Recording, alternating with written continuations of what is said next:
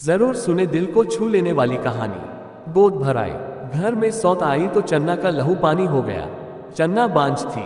चन्ना के पति नीलेश को बच्चे की उतनी लालसा न थी जितनी चन्ना के सास ससुर को थी। चन्ना के इलाज में भी कोई कमी न रह गई थी, पर चन्ना की कोख वो बंजर धरती बन गई जिसमें कीकर भी न उगे।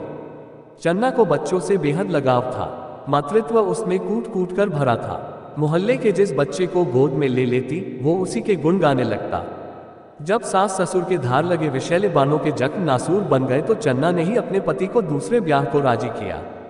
मगर नित्या के घर में आने के दिन से ही चन्ना गुम हो गई, और गुम भी ऐसी हुई कि मानो मुंह में जीभ ही न हो।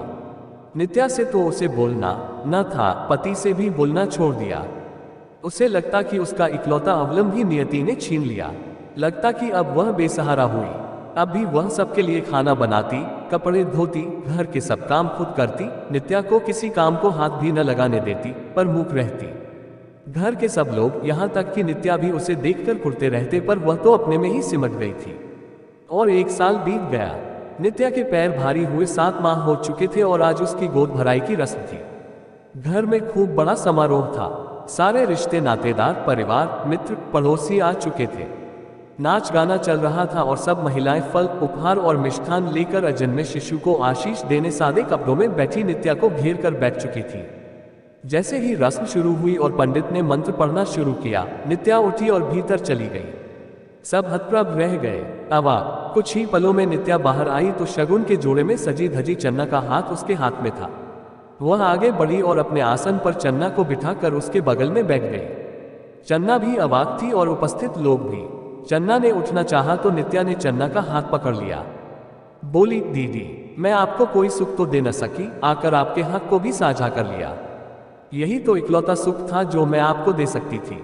तो आज आपने ये कैसे सोचा कि ये सुख मेरा है? इस सुख पर आपका हक सबसे पहला और सबसे ज्यादा है। मैं तो सिर्फ जननी बनूंगी, माँ तो आप बनेंगी। तो फिर गोद भराए मेरी क्यों हो?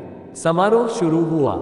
चन्ना की गोद मिष्ठान व उपहारों से और आंखें आंसुओं से भरी हुई थी। इन आंसुओं ने न सिर्फ उसके मन का वहम धोया था, बल्कि उसे उसके शब्द भी लौटा दिए थे। दोस्तों, ये प्यारी सी कहानी आपको कैसी लगी, एक प्यारा सा कमेंट करके जरूर बताइएगा। कहानी पसंद आई हो तो प्लीज़ लाइक और शेयर जरूर करिएगा। और अगर अभी तक आपने हमारे चैनल को सब्सक्राइब नहीं किया है तो प्लीज़ सब्सक्राइब जरूर कर लीजिएगा। हमारी कहानी देखने के लिए दिल से धन्यवाद आप सभी का।